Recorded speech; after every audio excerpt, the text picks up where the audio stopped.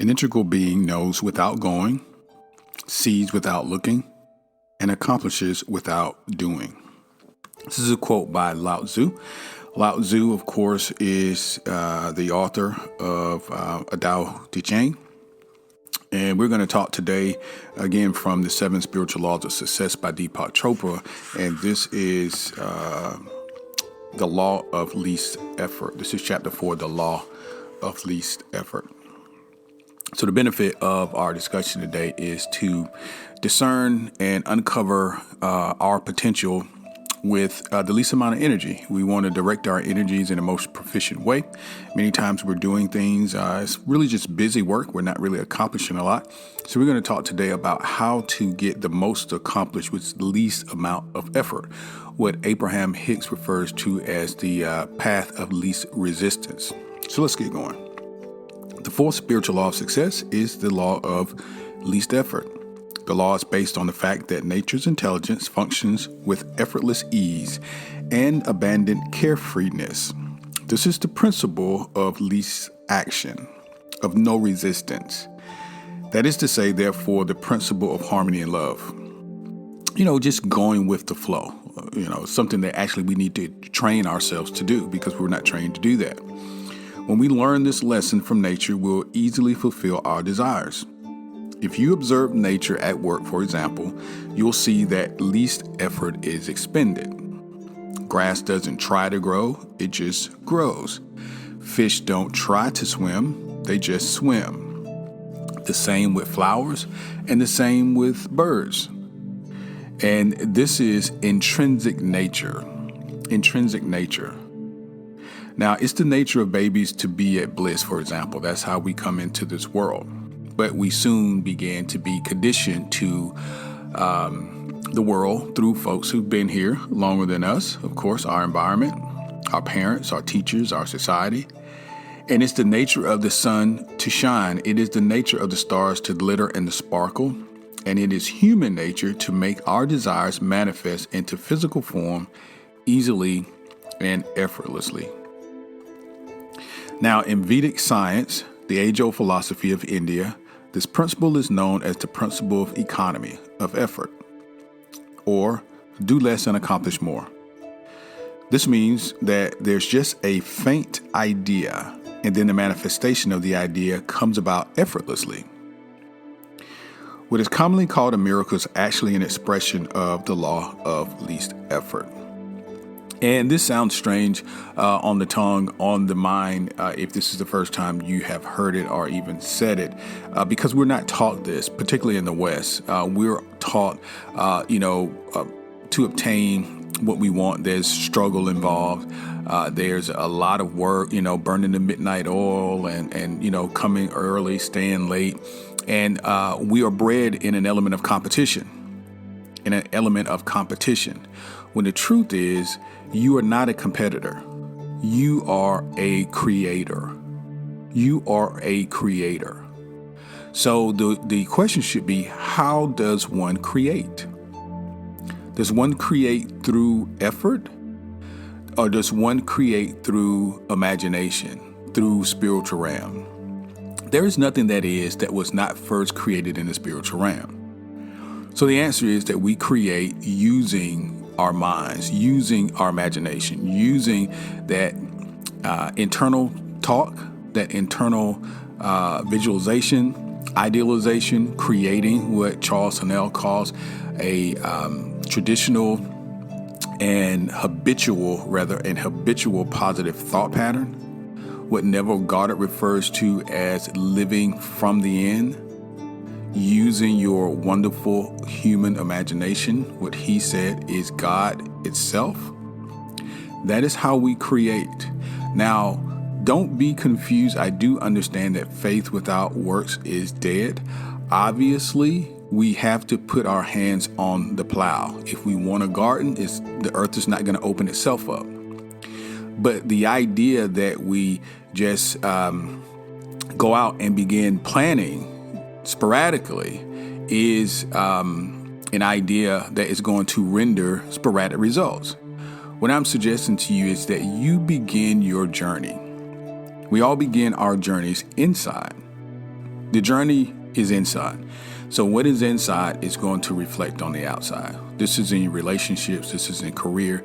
This is in finances. This is in just how you feel about yourself personally. It doesn't matter. Inside reflects outside.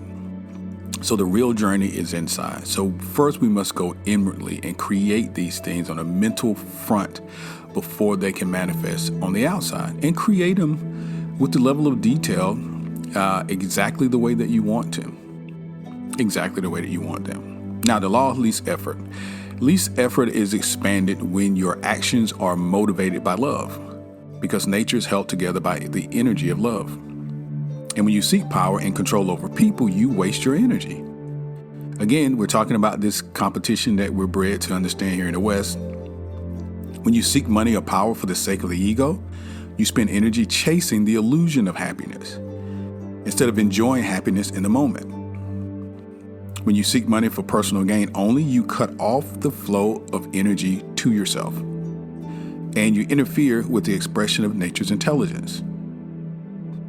The universe is not going to bless you just for the sake of, you getting material wealth and just holding on to it, not allowing it to flow to others in the universe. And it's important that you understand it, because many times in social media and on TV, we see people who we think, man, that person is not maybe a very good person. They don't do very good things, but yet they seem to have a lot of material wealth. And the key word is that they seem to have these things, and they seem to be wealthy, and they seem to be happy.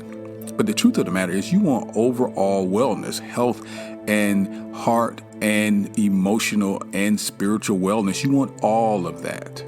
So what good is it to manifest millions of dollars if you are lonely, if you are unhealthy, if you emotionally are unhealthy? So you want to obtain the entire bundle. Don't just get a piece of it. Don't just get a piece of it. When you seek money for personal gain only, you cut off the flow of energy to yourself, and you interfere with the expression of nature's intelligence. But when your actions are motivated by love, there's no waste of energy. And when your actions are motivated by love, your energy multiplies and it accumulates. The surplus energy you gather and enjoy can be channeled to create anything you want. That includes unlimited wealth. That includes unlimited wealth. Now, attention to the ego.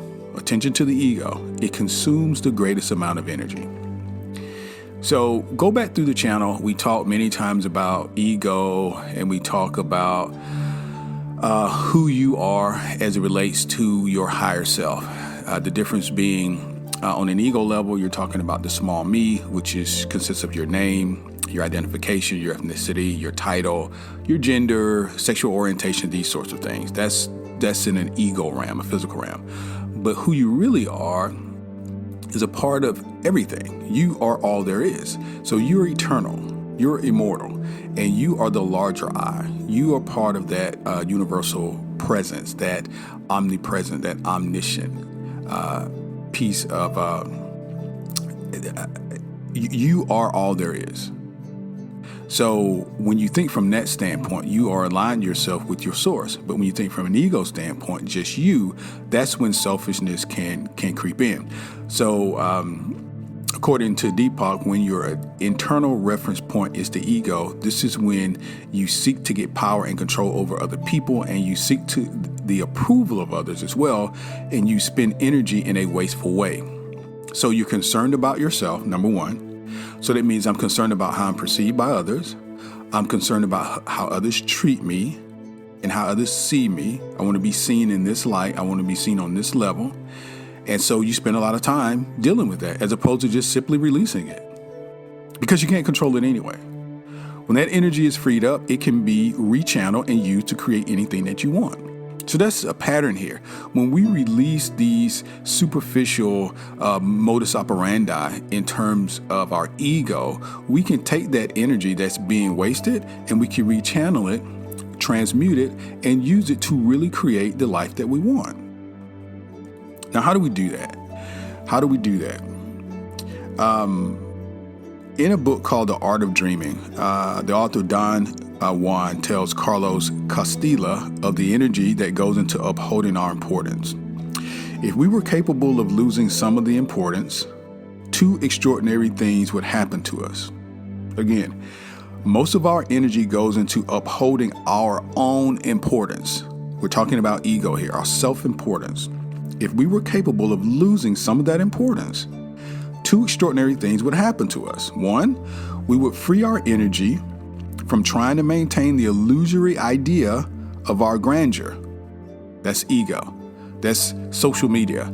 I went on a glorious trip on a private jet and look at what I'm eating. That's complete ego. I'm the vice president of this or the president of that, and I make this amount of money, and these sorts of things. That's all ego. And number two, we would provide ourselves with enough energy to catch a glimpse of the actual grandeur of the universe. So when we put less focus on the small me, that part of us that seeks the attention, and instead puts the focus on the universe, transmutes that energy that's being wasted, we can see everything works together, and we can see everything working together, and we can see the grandeur of the universe in the wind that blows, in the leaves that fall, in the grass that grows, in the animals that understand this better than we do and live intrinsically and by nature and enjoy a beautiful existence because there's no worry and no contemplation from day to day on what is going to happen. Even the great teacher said, consider the lilies of the field and consider the birds of the air and their beauty and how they don't toil or how they don't worry, but they know that their Father's going to take care of them from day to day to day. And you can just enjoy, you can let all of this other stuff go. This competing for place in the environment, concern yourself with how much money you're going to have at retirement, and just know that all things work together and that your source, your God, the universe is going to provide. Why? Because you are that. You're that. Now, there are three components of the law of least effort. Three things that if you do, you can put this principle into action and you can do less and accomplish more. Now, the first is acceptance. This is probably the hardest one. The first is acceptance. And acceptance means that you must make a commitment. Say to yourself, today I accept people, situations, circumstances, and events as they occur. I just accept it. You're not judging it. You're not saying it's right or wrong or, hey, look at that guy. Why doesn't he pull his pants up? Look at this person, their music is so loud, or, look at this, whatever. You simply accept what is. Today, I accept people, situations, circumstances, and events as they are. This means that I know that the moment is as it should be. Why? Because the whole universe is as it should be. This is as it should be. So instead of warring against it, just accept what it is.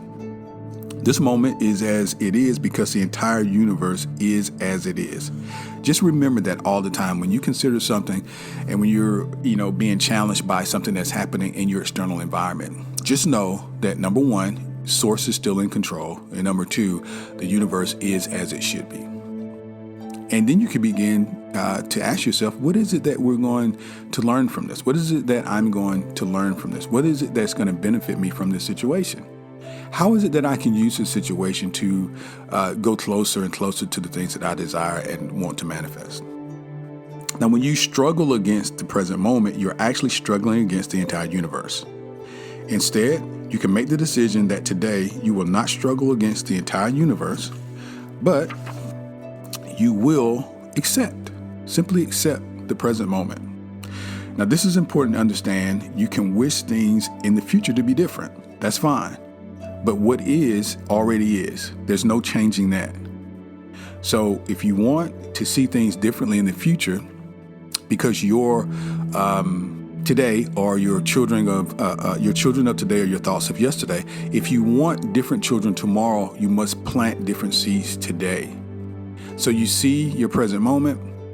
If you enjoy it, then you continue to plant the way that you're planting. If, for example, you want to lose weight, and right now you're not at the desired weight, there's no need of condemning yourself. It's going to make it worse. There's no need of berating yourself to yourself or to other people. I'm never going to get the husband that I want. I'm never going to get the wife or the spouse that I want. I'm not going to be able to go on vacation. I'm just a mess. So that's not helping anything.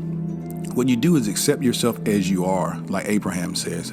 You accept yourself as you are, and then the picture in the mirror can begin to change. Love yourself the way that you are, and begin to put a plan in motion that says, listen, I accept myself the way that I am, but I want to be 50 pounds lighter for health and other reasons. I want to be 100 pounds lighter, whatever your goal is. But accept yourself today the way that you are.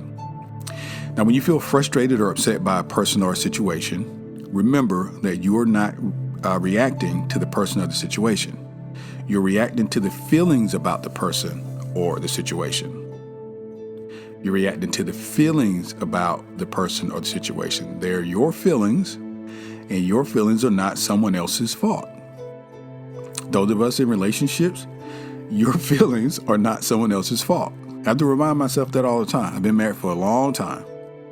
And I continue to remind myself that my feelings belong to me. And even in a work environment or in any social environment, people are capable of saying and doing most anything, but your feelings belong to you. And you're responsible for those. And when you recognize and understand this concept completely, you're ready to take responsibility for how you feel, and then you can change it. Now, this leads into the second concept for law of least effort, and that is responsibility. You must take responsibility for yourself, how you feel, and your actions. Now, what does responsibility mean in this case? Responsibility means that not blaming anyone or anything for your situation, including yourself. Again, don't berate yourself. You are where you are for one reason. You've made a cumulative effort in the form of decisions over your life, and you've ended up here. We all have. Now, if you like where you are, great. If you don't like where you are, that's also great. Why? Because if you take responsibility and you understand this concept, then you know you can make different decisions and you can end up in a different place at a different time. But it's all under your control. That is the point. Having accepted this circumstance, this event, this problem, responsibility then means the ability to have a creative response to the situation as it is now. All problems contain the seeds of opportunity. Just remember that. Every time you run into an obstacle, a problem, any contrast in your life, there's an opportunity embedded there. It's trying to ask you a question. The universe is trying to ask you a question. And this awareness allows you to take the moment and transform it into a better situation. Once you do this, every so-called upsetting situation will become an opportunity for the creation of something new and beautiful. And every so-called tormentor or tyrant will become your teacher. Reality is an interpretation. If you choose to interpret reality in this way, you'll have many teachers around you and many opportunities to grow and evolve, which is what life is. Life has one reason, one purpose, and one purpose only. A lot of side effects, but one purpose.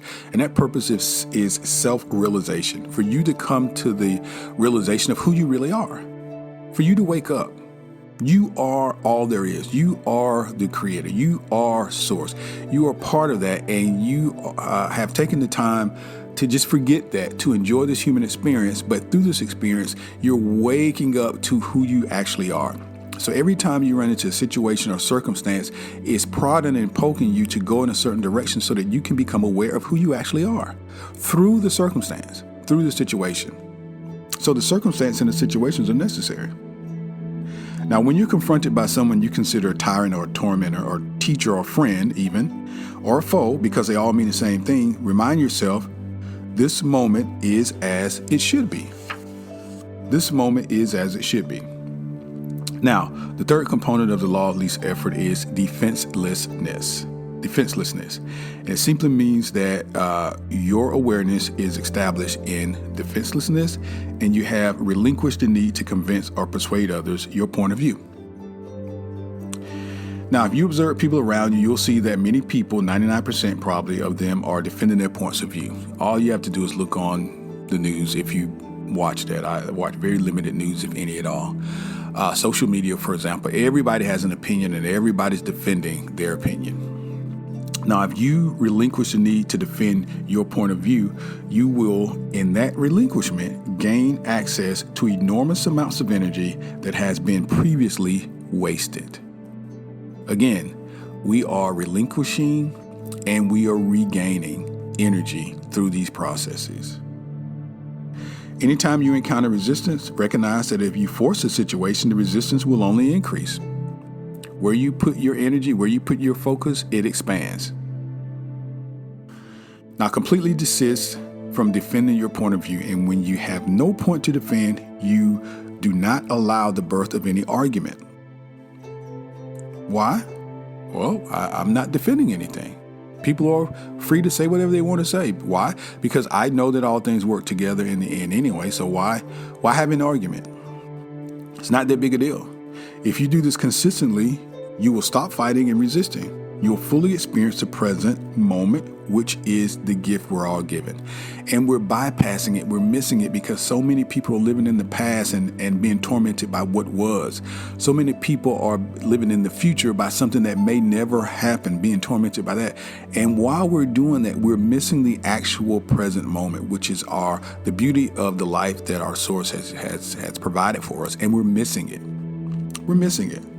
As you begin to experience the exclusion of spirit and everything that is alive, as you become intimate with it, joy will be born within you, and you'll drop the terrible burdens and encumbrances of defensiveness, resistance, and hurtfulness. All right, guys, let's make a commitment to follow the path of no resistance. This is the path through which nature's intelligence unfolds spontaneously, without friction or effort. When you have exquisite combination of acceptance, responsibility, and defenselessness, you'll experience life flowing with effortless ease. And that is the whole point of the law of least effort. This is how you create the law of least effort in your life. You incorporate these particular components. And when you remain open to allow points of view, not rigidly attached to anyone, your dreams and your desires will flow with nature's desire. Then you can release your intentions without attachment and just wait for the appropriate season for your desires to blossom into reality. Okay? All right, guys. So today, repeat to yourself, I'll practice acceptance, number 1. I'll take responsibility, number 2. And then I'll be defenselessness. I'm not going to be rigid and just stubborn on any particular point. I'll be available to talk and discuss with anyone about any subject, knowing that all things work together for my good anyway, and I won't be in an argumentative state of mind. And I'll take that energy back and I'll use it and transmute it for things in my life that I actually do want to manifest. I hope this has been beneficial to you today. It's always great to go through this content because the more I read these lectures and go through some of this content. These are books that I really love, and they're, I've probably read this book at least 4 or 5 times. But even going through it again here with you, it brings things to light that perhaps I missed the first few times. So any questions or comments, please leave them below. Please take a look there in the description box because we have a free giveaway for you. Just sign up, you'll get a free e-download for a book that is going to instruct you on how to develop a personal meditation and a personal yoga practice, which is very beneficial to your health and to your mental health. So please make sure you take advantage of that and subscribe if you've not done so already. At True Higher Self, we like to, always provide you with more new methodologies and ideologies on ways to life hack and have a more productive life cycle. So thanks for joining us. Please come back to the channel. We've got new videos every week, and have a great day. Thanks.